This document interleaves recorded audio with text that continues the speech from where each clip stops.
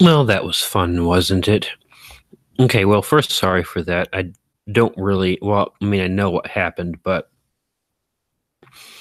to explain it, can't remember the last time I actually had my computer freeze up. I mean, that seems like such an older problem with other computers, but that is exactly what happened. It froze up, and that is why I disappeared all suddenly. And unfortunately, me doing this and have it freezing up means I had to do a hard shutdown, which means that the recording I did was completely lost. So I am just going to go ahead and start that again. I don't know. You guys give me an opinion what you think I should do. Should I just start the story again from the beginning, or should I just pick up where I left off? I can always record it again later for a video.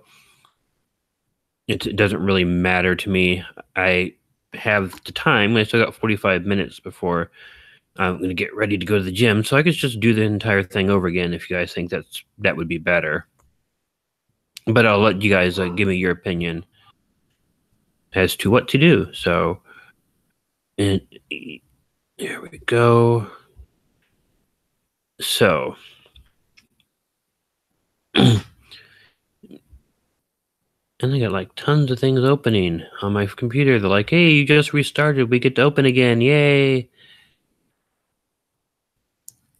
Let's see, let me find the stories again because my little story thing ended too. So, I need to be better at like putting things in places where I'm going to remember they are. I like a bit of clutter. I don't mind starting again, so I'm going to go ahead and do that. And what I'm going to do is I'm going to just try to read through all three stories. So let's try this again. Number 1, The Counting. This happened to me one summer when I moved out of my parents' house. I was one of those kids who couldn't wait to move out, and 18 didn't come soon enough for me. I didn't really have any problems with my parents. I just badly wanted my own place with my own rules. I wanted to be free to do anything I wanted to do. Well, I found a nice little 3-bedroom house that was being rented by 2 other community college students. They were looking for someone to fill in the third room, and since I would be attending the same college as they were, it seemed like a perfect match. My bedroom was right at the back of the porch. My bedroom was at the back of the house. Right outside my window was a full length back porch. On the side of the porch where my room was, there was a door that led down to an unfinished basement that was just used for storage. My roommate showed it to me when I was looking at the place. It was dank and rather unpleasant, so I knew I wouldn't really be going down there for any reason.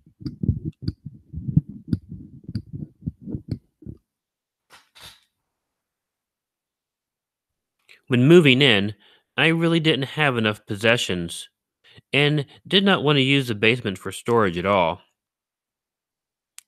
My roommates kept a much different schedule than I did. They were both starting their second year full time and working nearly full time as well. I didn't have to work as a freshman. My parents were paying for everything, and I had some scholarships and grants that also helped pay the bills. Very often, I would have the entire house to myself, and that was just wonderful. Although I didn't spend much time out in the common area of the house, preferring to keep in my own room, it was still nice to have a nice and quiet place that was just mine some of the time. After I'd been in the house for nearly a month, I was very used to having the place to myself. It was the middle of September, and I was just trying to settle into my first year of school. My psychology class was having its first test, and I thought I would take advantage of the nice and quiet house so I could study. When I got home from class in the late afternoon, absolutely no surprise, the house was completely empty. After grabbing myself a snack and a drink, I retreated to my room so I could study for my test in silence. I got so engaged in the subject matter that before I knew it, it was completely dark in the house. I was using a flashcard program on my laptop to study, so the lights were off. Sitting at my desk, I had only the light of the computer screen illuminating the room. Around 11 p.m., I realized that I hadn't eaten anything yet. So I got up and walked into the kitchen to get myself some food and a drink.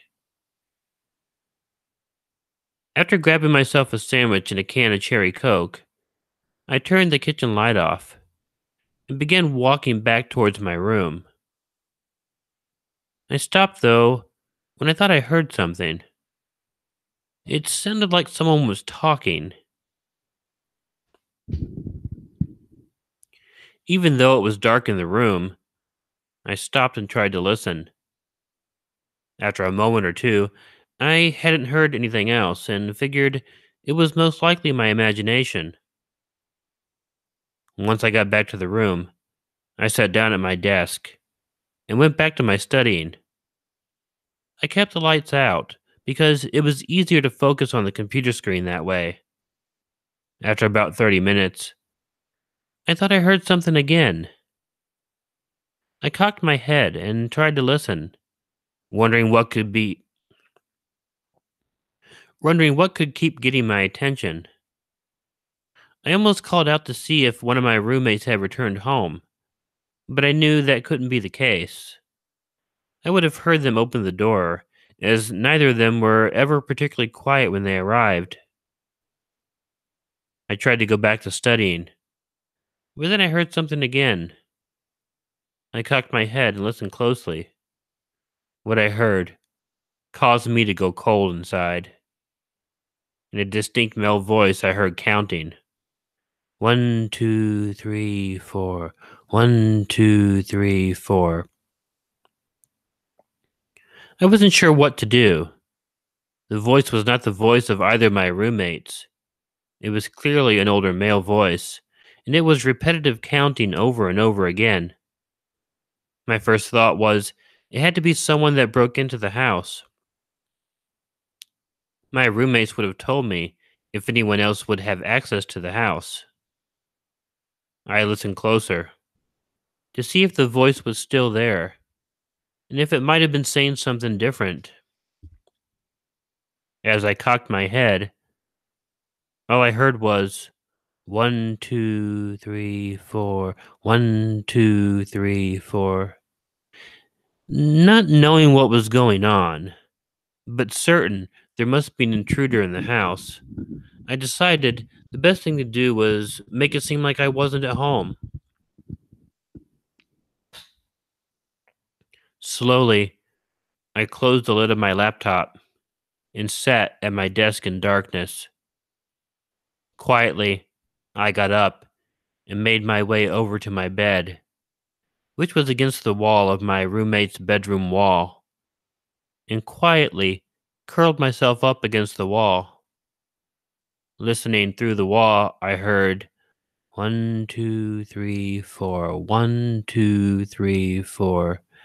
Whatever was going on, there was definitely someone other than me in the house. I couldn't assume they knew what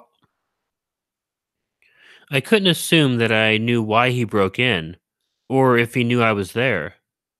The only thing I could be sure about was there was someone there, and I had to keep myself as quiet as possible.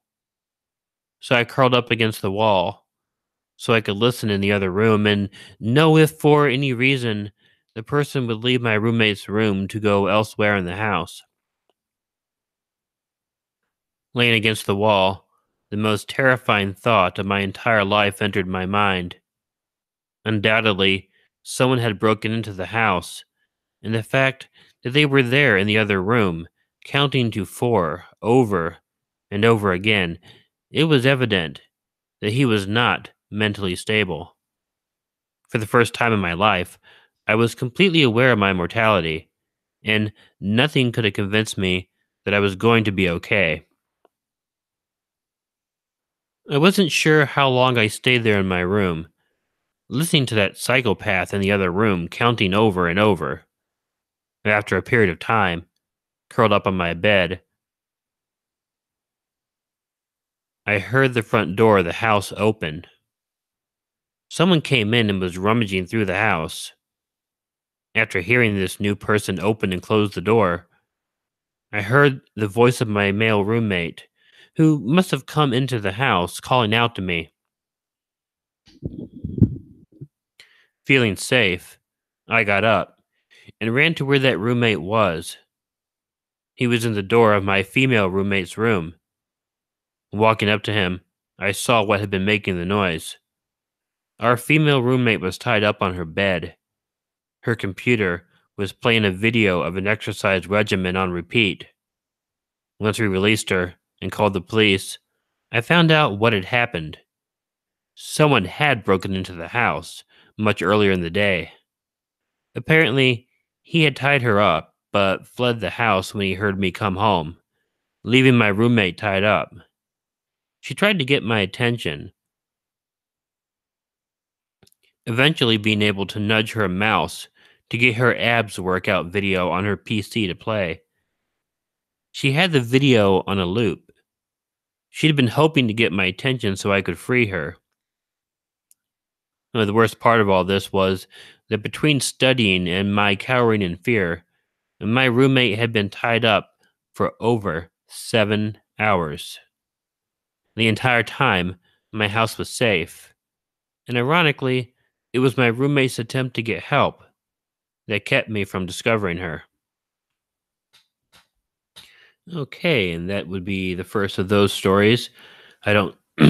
I kind of kept fiddling with my microphone during it. I was recording on Audacity, and it didn't seem like it was coming through very clear on Audacity. So I just want to ask everybody: did you hear everything fine? Was it all right? I need to stop and get a drink of water before I read the next one. I'm sort of a fiend that way, but my mouth was starting to get dry. Towards the end of the story, I'm like, can I make it? Can I make it? You know,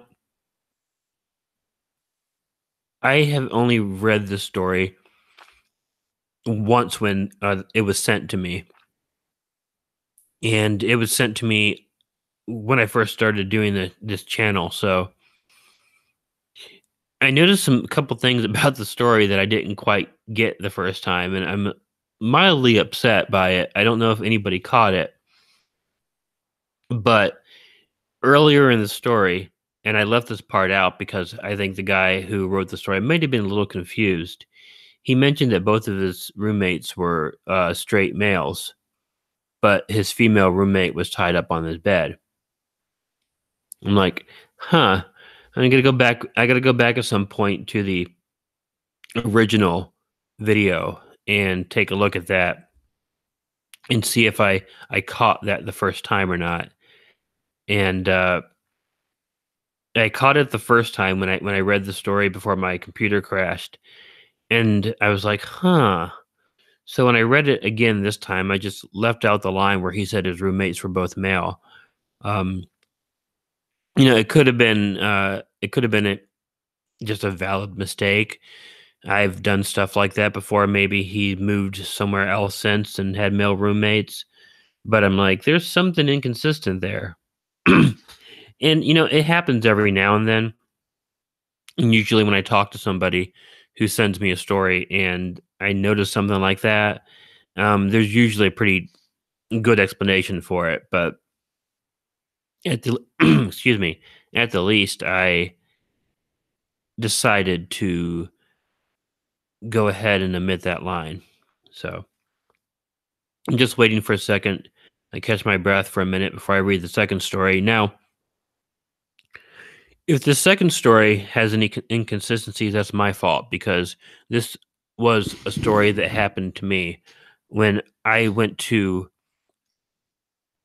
college. I started at community college, Harper College in Palatine, Illinois. Which, interestingly enough, I've been to three different colleges, and Harper College was the one I liked the most. If I could have, as weird as it seems, if I could have stayed there and got my bachelor's degree rather than transferring, I probably would have done it because I continued at times, not now because I'm in Tennessee, to go back to that school because I like it so much.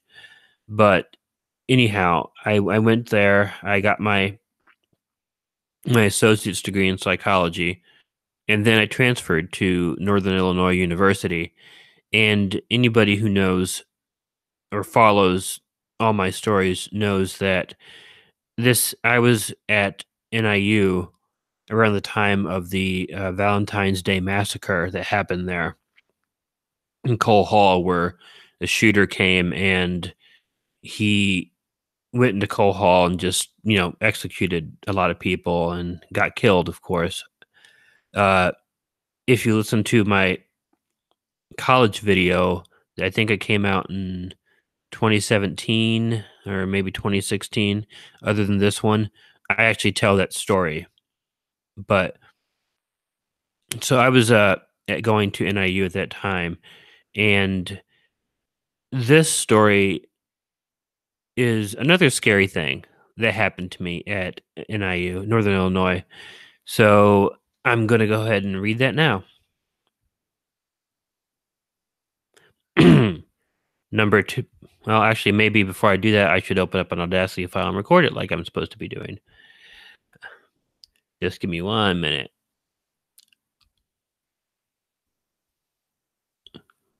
And of course, I open up the file. It takes up my entire screen. Oh, I'm just like batting 1,000 today, guys.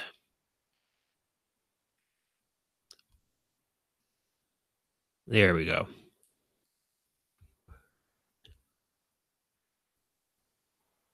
Okay.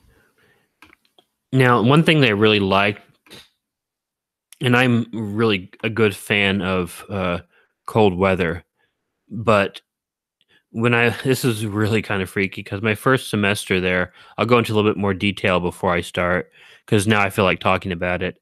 Uh, I was very fortunate that I got a really huge grant, so I was able to have a room of my own, and it was nice. It was in the honors dorm, which made it even super nice, and it was like right across the street from the football stadium, which made it even more interesting because there was just always so much going on. But it was so strange because NIU is a huge school. I mean, absolutely huge. 750 acres.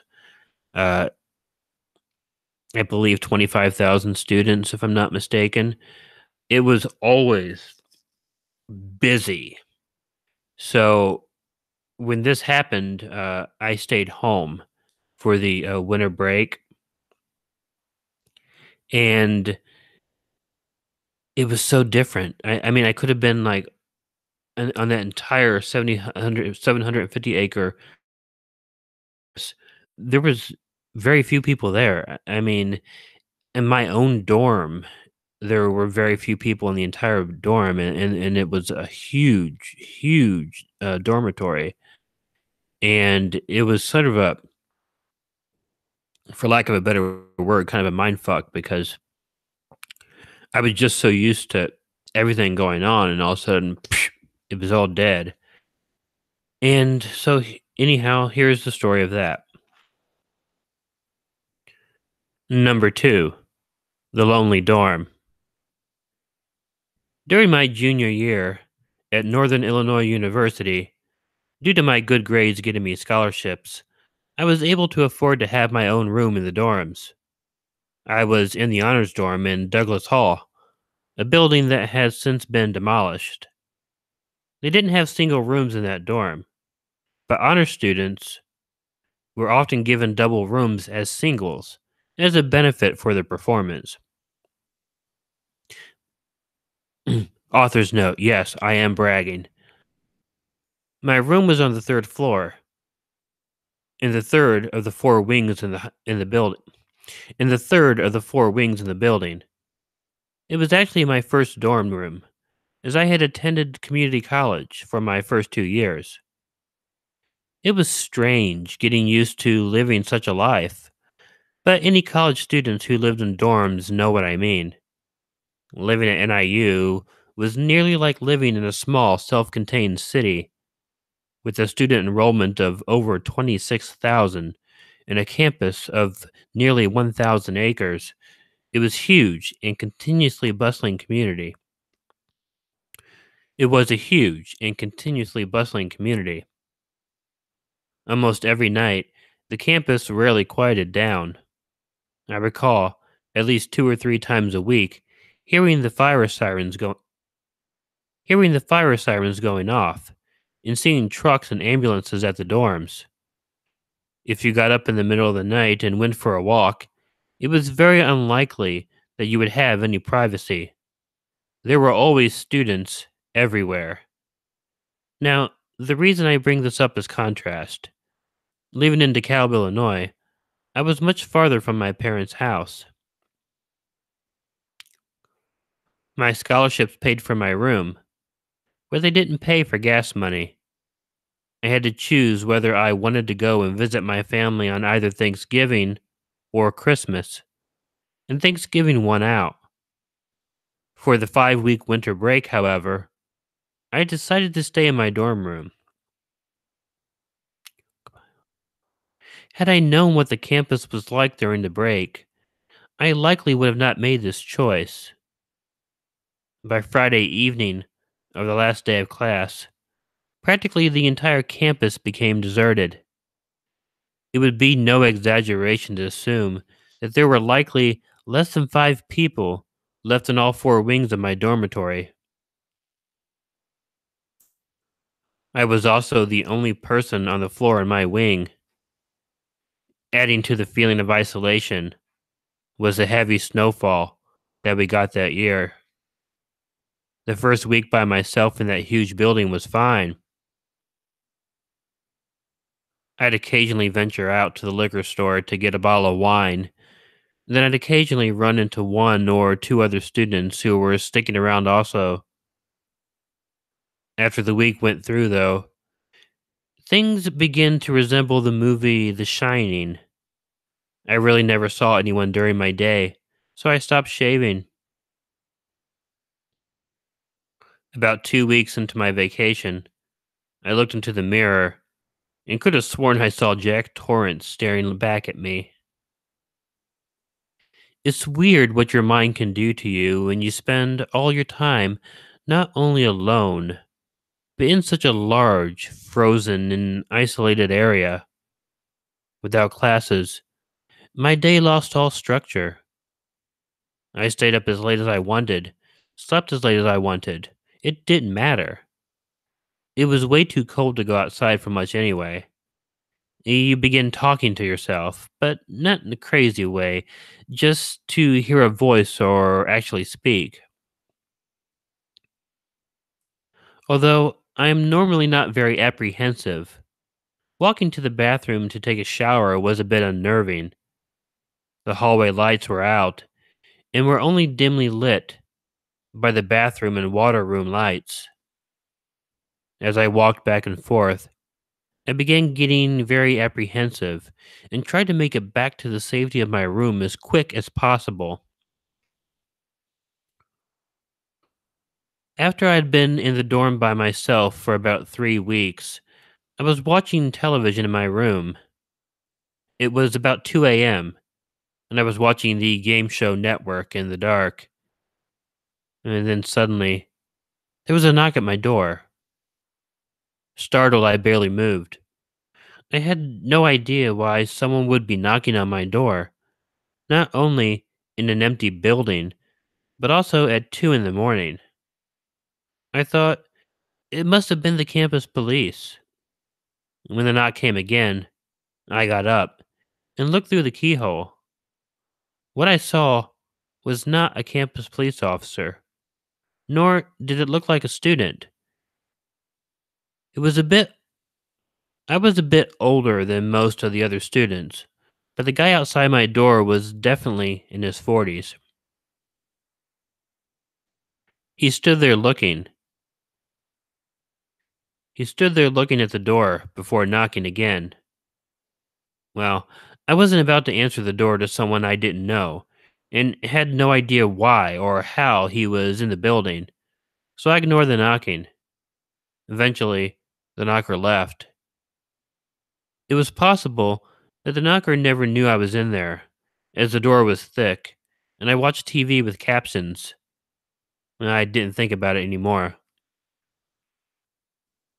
That is, until the next night, when I was again sitting in bed, and again watching the game show network.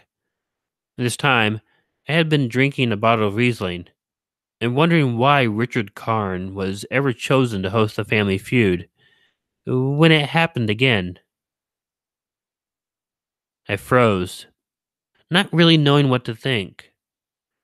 I hadn't forgotten about the previous night's encounter, but I had dismissed it as being anything important. Quietly, I got up and made my way over to the door. Looking through the keyhole, I saw it was the same man as before. He was looking down and knocking on the door. This time I was frightened. I mean, I obviously didn't think the man could get in my room. The door was solid and very thick, as dorm rooms tend to be. But I didn't know who the man was. How he not only got into the building, which required a key card, but got into the floor I lived in, which required a key. This time, the man looked at the man looked up at the keyhole, smiled, and stated, "I could get in if I wanted." Then he turned around and left. I didn't know what to make of what was going on, but if anything, I decided not I decided to not open my door for any reason. This, however, was impossible, as I didn't have a bathroom in my room. I waited for several hours before I couldn't hold it anymore and had to go pee. It was 4:30 a.m. Still pitch dark because it was the end of uh, sorry about that. Still pitch dark because it was the end of December, and I decided the man had been gone long enough for me to go pee. I quietly left my room and locked the door behind me. I walked down to the hallway to the bathroom, trying to be as acutely aware of my surroundings as possible. As usual, I seemed to be alone. Deftly, I made it into the bathroom, used a stall instead of a urinal, and just tried to relax. The entire time, I heard noises in the bathroom with me. I heard footsteps in the hallway. I heard people talking. All of it, though, I hoped, was just the paranoia from the isolation I had been under. You'd be surprised what your mind can convince you of when you've been alone for a long time. After I was done, I was too scared to do anything else because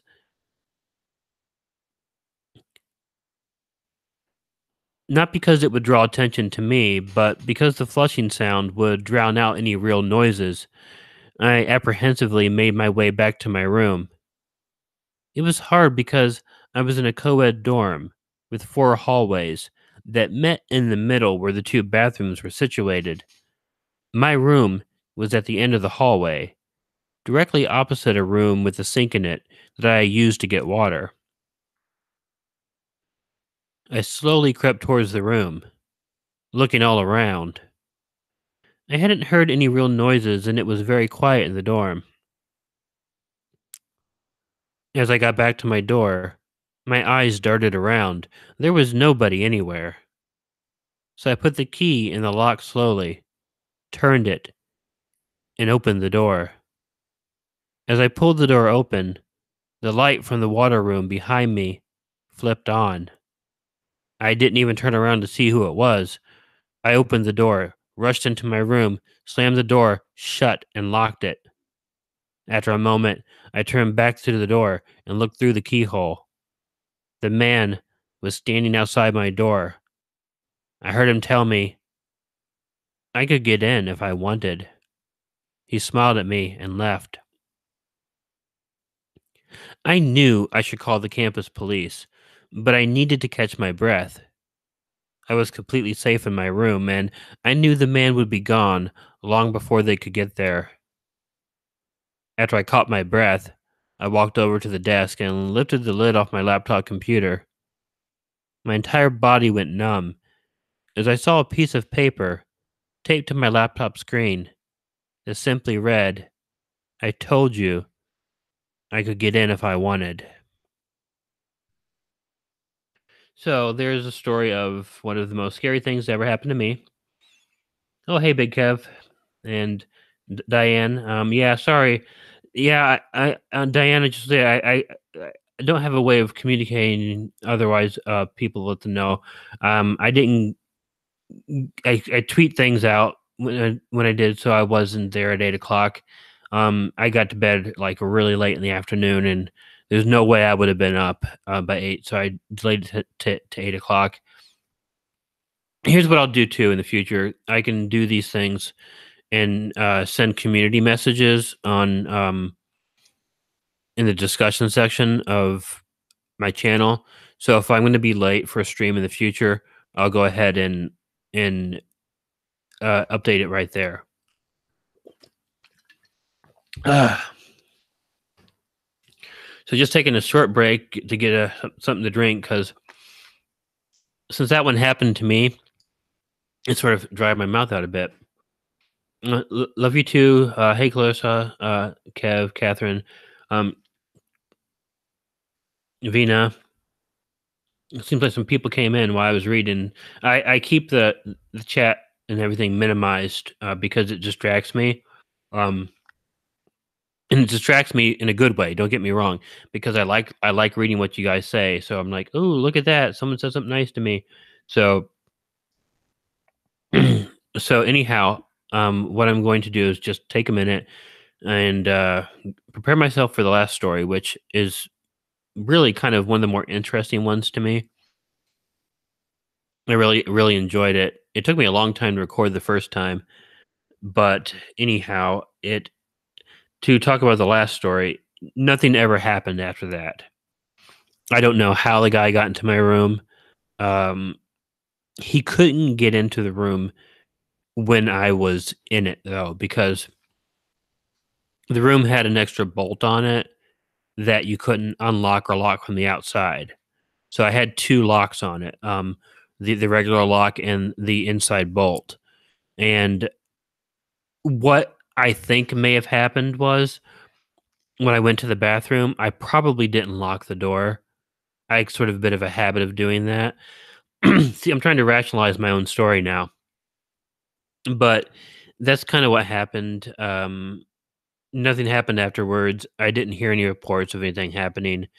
It was not the guy who did the shootings, of course, because he was like in his early 20s. But I don't know. I kind of almost think it was just someone being an ass, but you never really know. But and then I mean, your memory comes across as kind of weird sometimes too. So I can't remember exactly what I did when I left. I mean, you think I would lock the door because I knew the guy was there. I remember unlocking the door, but that water room, as I always called it, that was right across the hall from my room. I didn't think about it at the time, but the light was always on. But when I left the room to go to the bathroom, the light was off. And because it flipped, the light flipping on was what scared me. So that was kind of weird too. And just keep in mind that no, I didn't flush the toilet when I was there because I was scared that it would drown out other noises, but I don't do that regularly. In fact, when people don't flush toilets, I tend to give them a hard time about it.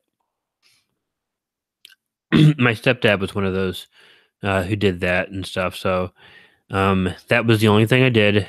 Only time I ever did that. Oh, and I forgot to mention too in the story, I had a broken wrist at the time. My right wrist has been broken like 4 times in my life. Uh, Actually, it's really creepy. I have this. If I push up on a certain bone, you can see it like it's completely snapped in half still. So if I push on it, you can see the bone sort of pushing on the skin. It's kind of cool. But this was the third time I broke it, and I broke it because I slipped on some ice. Which you would think a school in northern Illinois would salt their sidewalks better, but no. So going to class one day, I had slipped and fell and braced myself with my wrist, and my whole wrist turned purple and gross and stuff, and it was like 2 or 3 days before I actually went to the clinic, and the college had its own clinic, and I was sitting in my child psychology class, and my arm was all purple, and my professor was like, "You really should go to the hospital. That's probably broken."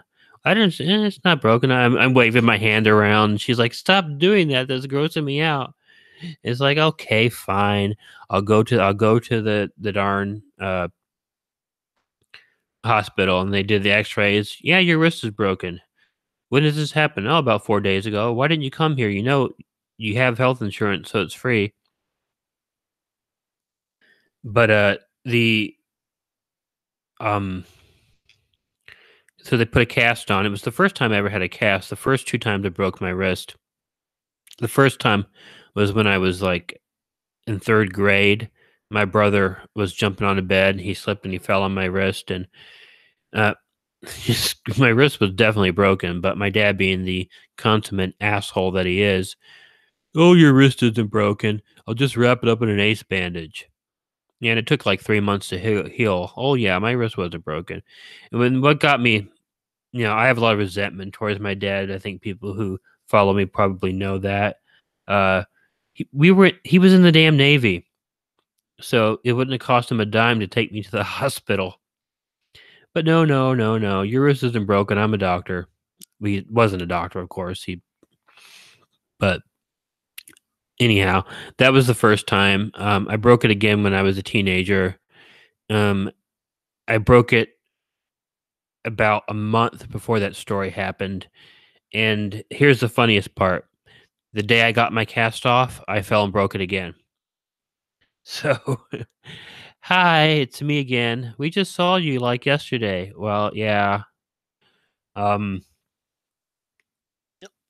yeah, yeah, I mean, you're right, Dan, and some people can be really good at picking locks. This was an older building, and he could have picked the lock, but like I said, I when I was in the room, I was always safe because there was no way to unlock the bolt from the outside, and it was a huge bolt.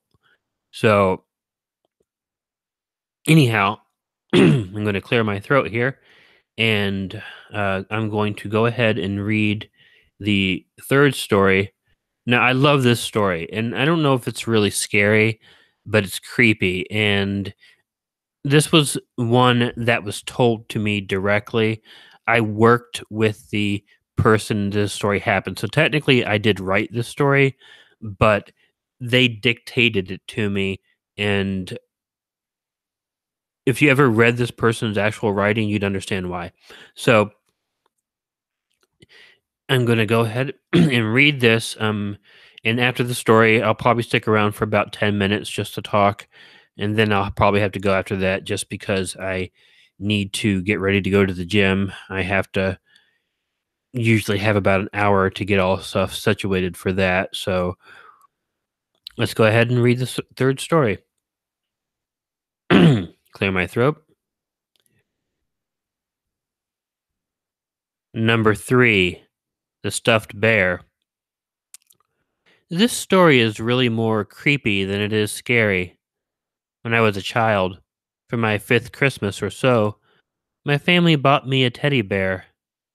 God, I love that bear. It was a brown and cuddly plush toy. that I took with me wherever I went. When I started kindergarten, the bear went with me. I, of course, couldn't take it to school as I got older, but I did start keeping it in a special place on my bed. I never slept a night without it. As I got older, I didn't intend to hug it all night, but it still remained on my bed, on a pillow, waiting for me to get home. I took good I took good care of that bear and absolutely loved it to death.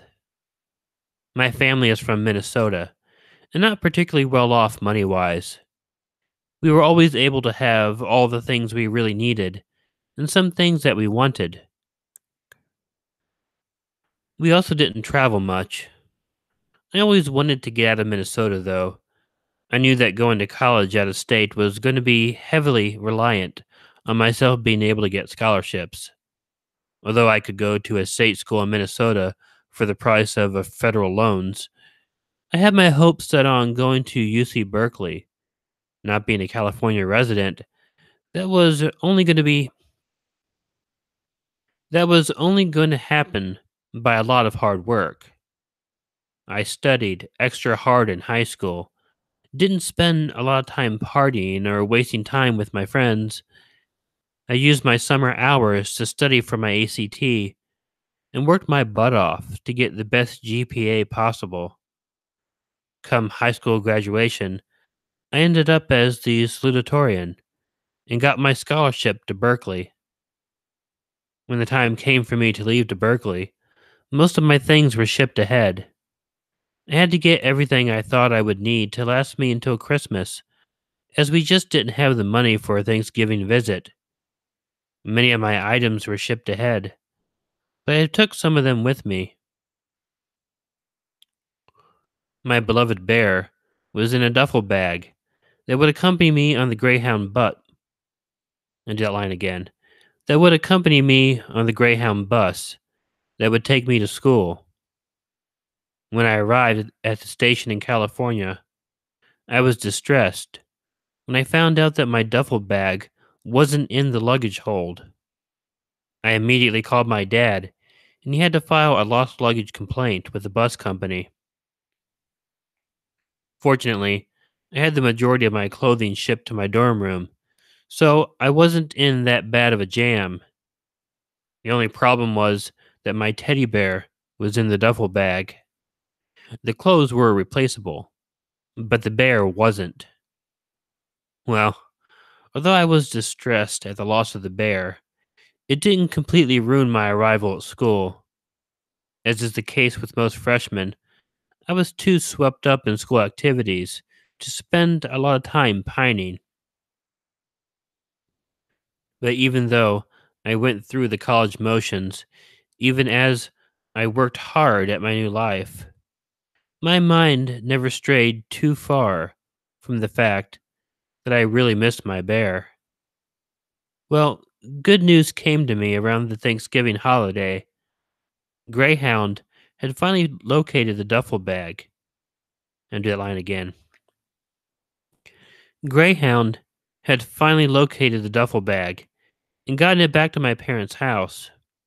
I was delighted when I heard about it.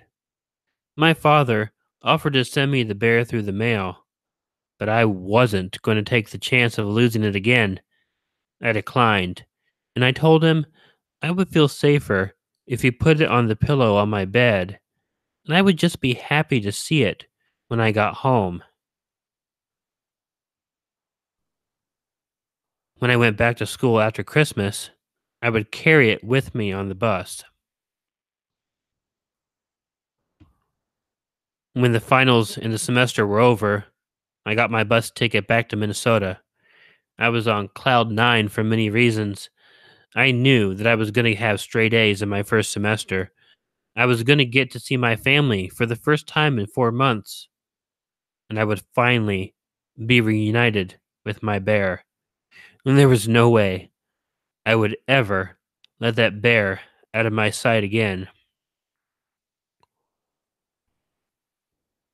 When I got home, I hugged my mom and dad and my younger brother. We exchanged some pleasantries. but I was eager to get to see my bear. I had been away from it for longer than I had ever been in my life, and I was just excited to see it. So when the opportunity came, I went in my bedroom and saw my bear sitting on my pillow where my father left it, facing the door. I stopped. Rather than rushing over to my bed, I was a bit taken aback by the appearance of the bear. It was in fine shape,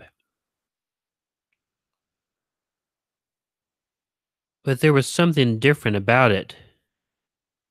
Its plastic eyes were red. When I flipped on the light of the bedroom, the eyes sparkled red.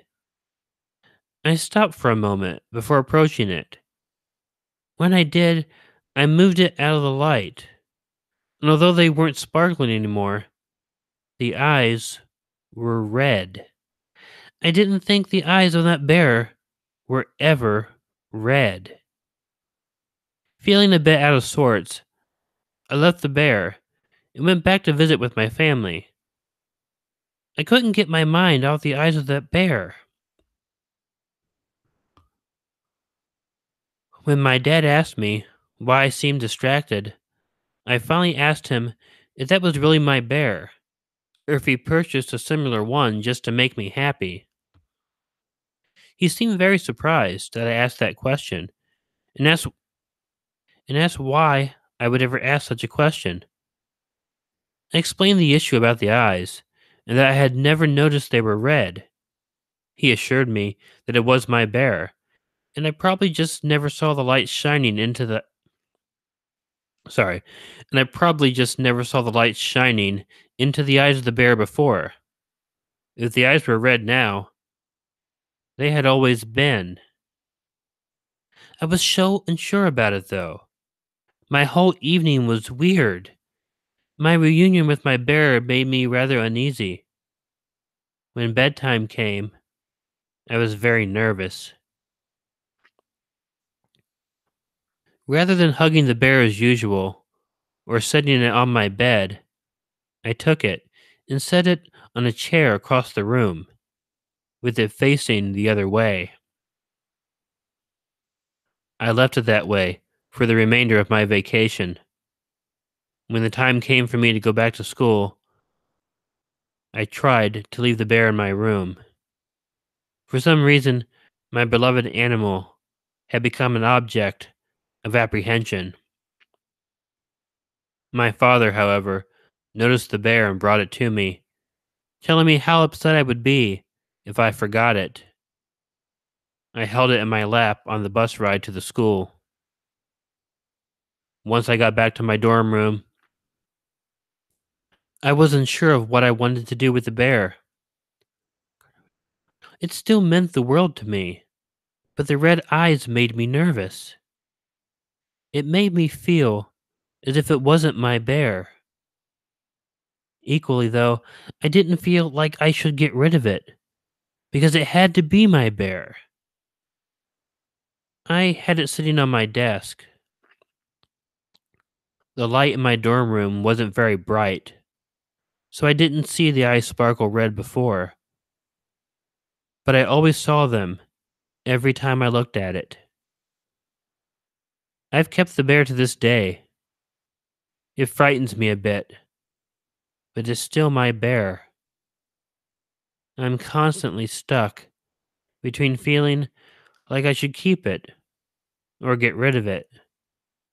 I could just swear I had never seen those red eyes before. Now, this is kind of funny. Um, my outros are usually pretty long, but I guess the outro on here, um, as everyone knows, I do the whatever you do, don't forget to check in your closet and check under your bed because you never know where a killer orange cat might be hiding. Well, I didn't do that when I first started these videos. I did this really dorky um, motto. Uh, and I feel embarrassed even reading it because it was so bad. But I was like, And remember, no matter how quiet it is, no matter how dark it is, no matter how much you want to believe it is not true, someone can always be watching you, and you're never truly alone. I'd forgotten all about that. So, anyhow, I'm back. Again, I hadn't been watching the room, so I probably missed a lot of people saying, oh, you suck, you suck. No, I am kidding, but 34 people. Wow. So, there we are. And I hope you like that story. I really like that story about the bear. I mean, it it just was so strange. And I think when you have a stuffed animal or something for a very long time, there might be something you don't realize about it. Oh, hey Dan. Hi Aromac. Um Baby Live Dog Express Vlogs and more. I just love that name. Catherine Lynch, hello. Glad you loved it. It's you never have people saying you suck. Um I had someone saying something like that the other day. I posted it on Twitter. Um I don't I was on a different oh, see Kevin thinks I suck. Yeah, yeah, yeah. I know where you live. Um this is funny. I was on a video um where a guy was having an interview with a flat earther. And sorry, I don't even know what to think about this sort of thing because it's like it's just it's again I'm a scientist. Um, and it's just to see people completely disregard science. I don't know why, but sometimes I have to watch these videos just to be like, what is wrong with you people?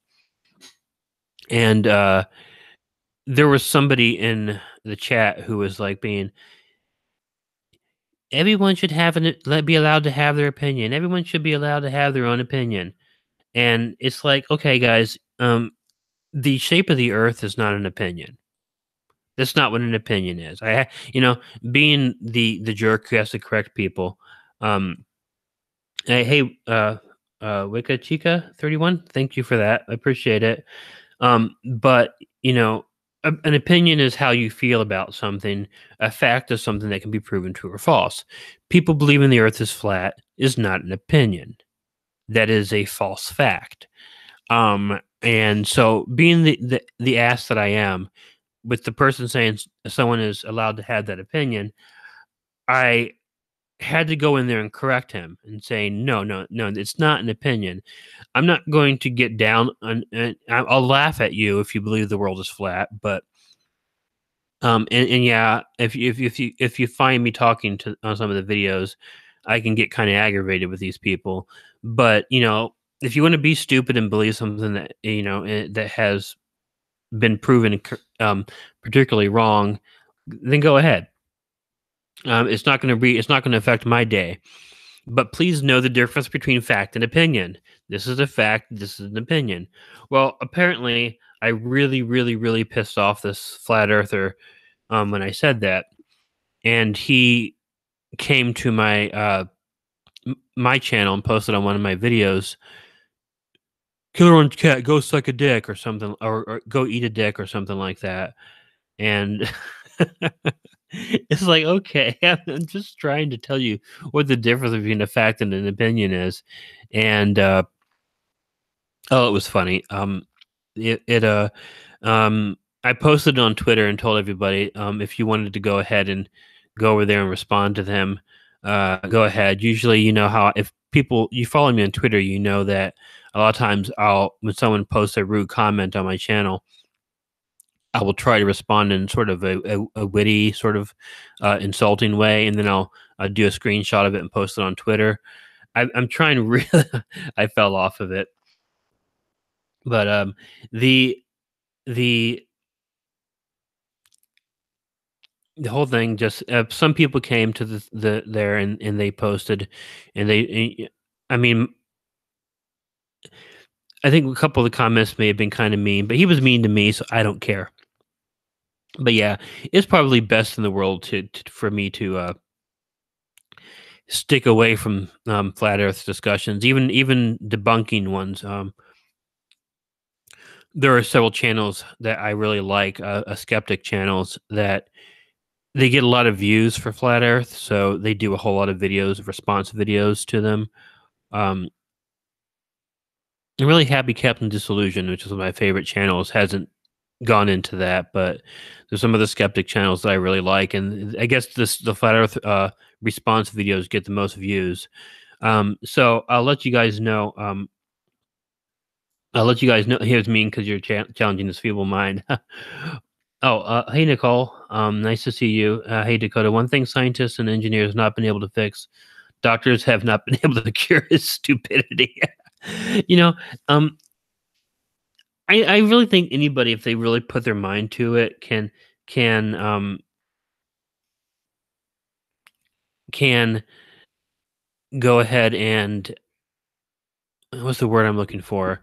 Um, well, basically, you educate themselves to such a point that stupidity as such, I mean, it's stubbornness more than anything else. When you sit around and you believe that everything the government tells you is false, and you know the government probably lies, or but when you say everything, I mean NASA tells you is false. Everything the Russians tell you is false. That every single thing that everybody tells you is false, and you get in that mindset. How are you ever going to believe anything?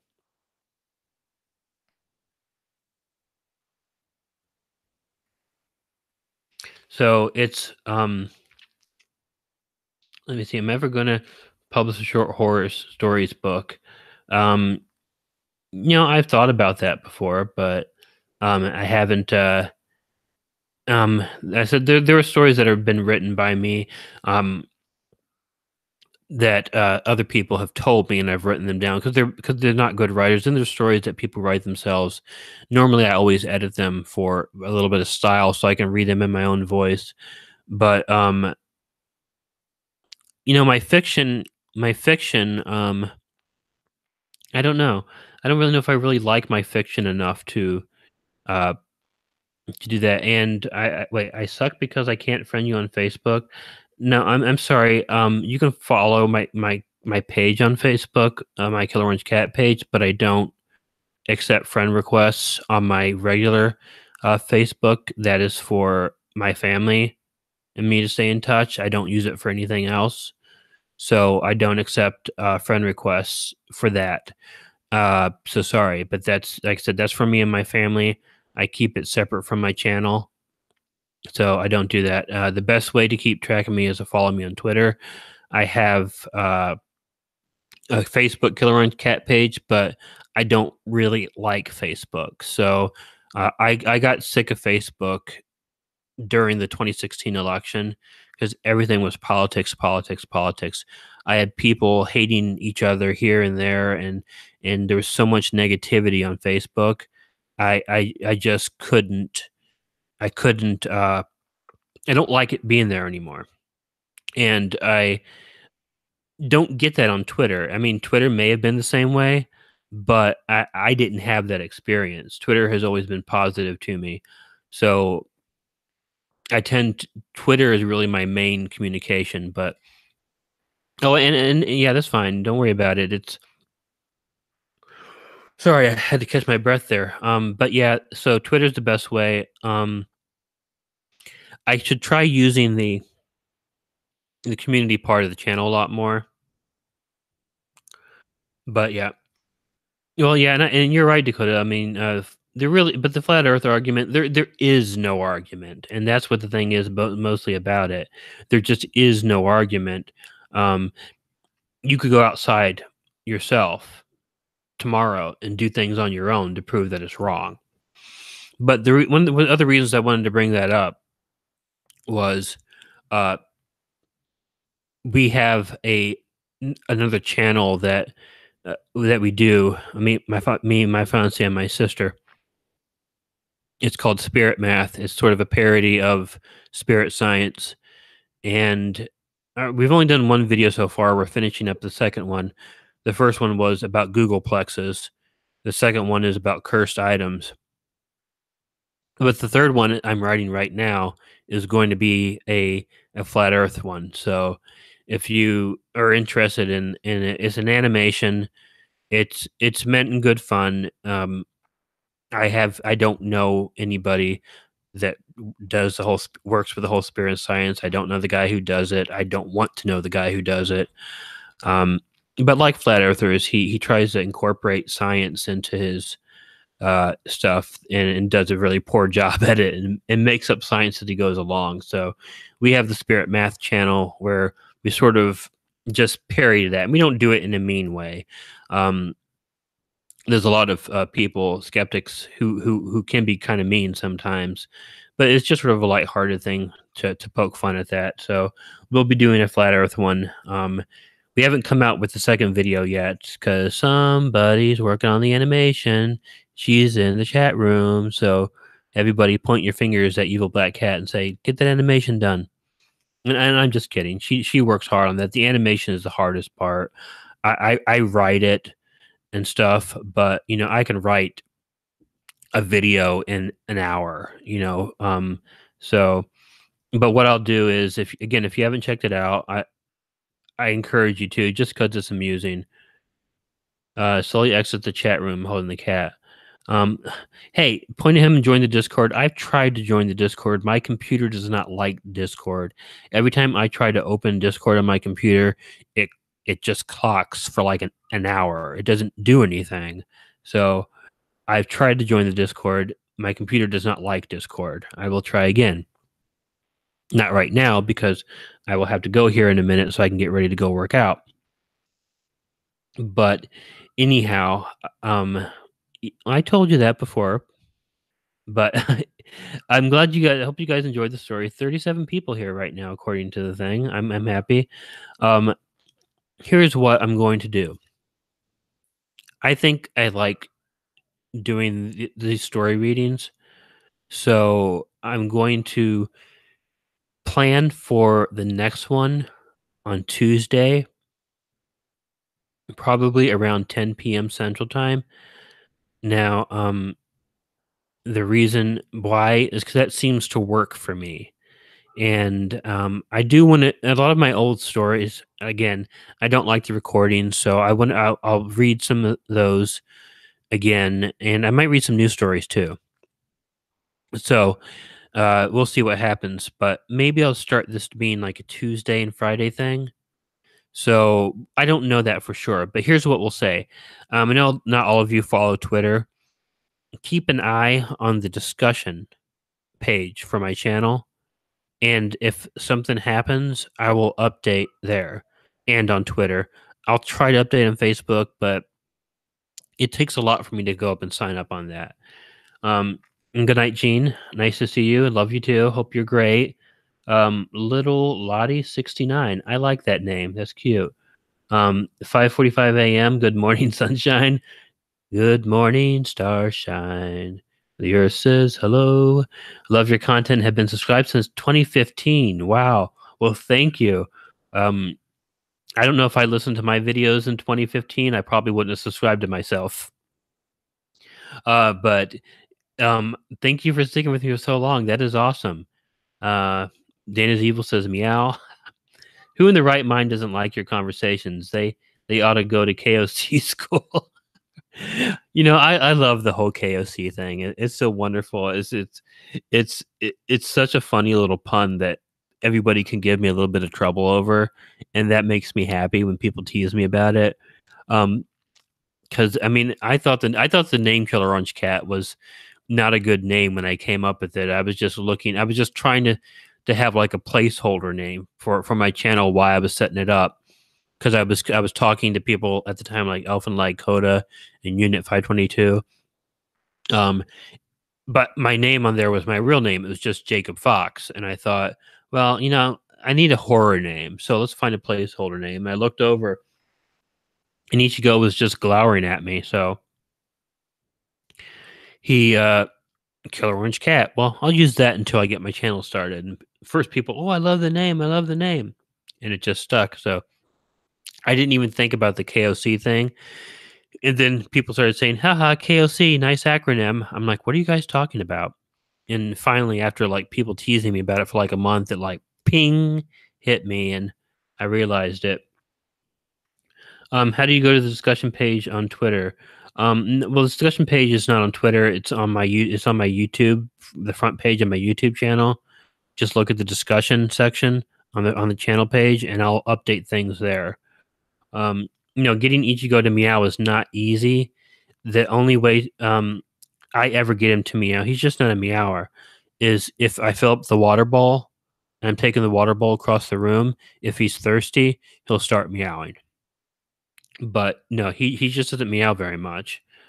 Um, did you ever see Detective Mittens? No, that's cute. Detective Mittens. I have no idea what that is. um, getting Nicole, getting my Borzoi to bank is not easy. He may as well be a cat dressed as a dog. But Ichigo. I have one short video of Ichi. Oh, thank you, Invader Jill. You're just for your anti-flat earther funds.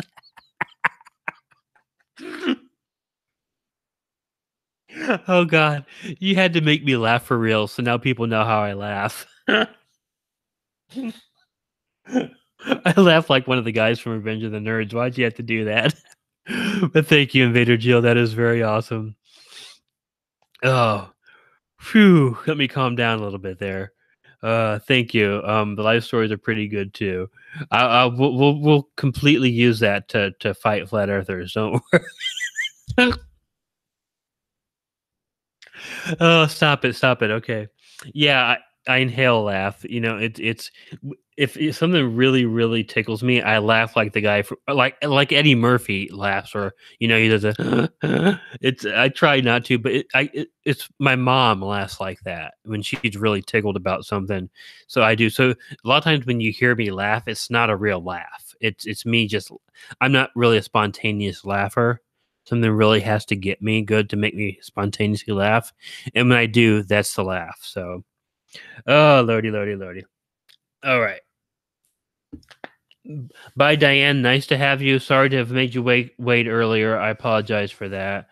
Um, okay. So anyhow, guys, I'm going to start to wrap things up a little bit so I can go ahead and get ready to go to the gym. Yeah, the meow at the end of the KOC intro. It's not Ichigo though. Just to let everybody know, some people thinks that it is. I got it from a site called Free Effects, and I just really liked it. And so I tried to get him to meow, but what I'll do is again, I'm not gonna stop laughing. I keep looking back up at the flat earther comment. I have a great laugh. Well, thank you. I think I have a nerd laugh, but I appreciate it. Okay, so here's what we're gonna do. I will do this on Tuesday. Again, keep an eye on the discussion page. I should have a video out tomorrow. It's a collaboration with Nightmarish Tales. My channel, it'll be 3 scary lighthouse stories. His 3 scary ocean stories. So keep an eye out for that. I might try to have something out on Sunday. I can't guarantee it, but I will try. And we will do a stream again, reading 3 stories. I will read the one this time. I'll do what I said. I'll read the story with the guy you want to play with my dogs. I'll do that one on the Tuesday stream. So anyhow, thank you guys very much. I was trying to waste a little bit of time because Invader Jill can have her super chat up there for a while and enjoy that she won. She won, I guess. This super chat thing is interesting. But she has her icon up there, so I was trying to keep it there for a little while. How has Rainer Lewington been? I bought his book off Amazon. I don't know. I can talk to him. I haven't talked to him since probably the last time we streamed. He's a really nice guy. I like him. He's going to school to be a psychiatrist, so we have a lot in common. So, but I don't know how he's been. But anyhow, I got to get it ready to go to the gym. I remember that doll, the Baby Alive doll. Of course I do. I might even remember the commercials for it. But if I keep doing this, I'm going to keep going forever. So, and I see that people are exiting the room. So, Teddy Ruxpin was creepy. Teddy Ruxpin was very, very creepy. Fortunately, we didn't have one. So anyhow, guys, thank you for being here. I hope you enjoyed the stories. I will go ahead and edit them and put up another video. Until then, I'll just leave this up. And thank you, Invader Jill. I think you're the only one who donated. So, but if anyone else did and I missed you, I apologize. But thank you for that. I will use it everything I can to fight flat Earth. And if you haven't checked out Spirit Math, check out the Spirit Math channel. Watch the video. You'll love it. Good night, Catherine. Good night, Baby Live. Bye, Daniel. Love you too, Kevin. You guys all be good, and I will see you live on Tuesday if you show up, 10 p.m. Bye, everybody. Toodles. I like that. Okay. See you guys later. Thanks for being here. Yeah, I always love it.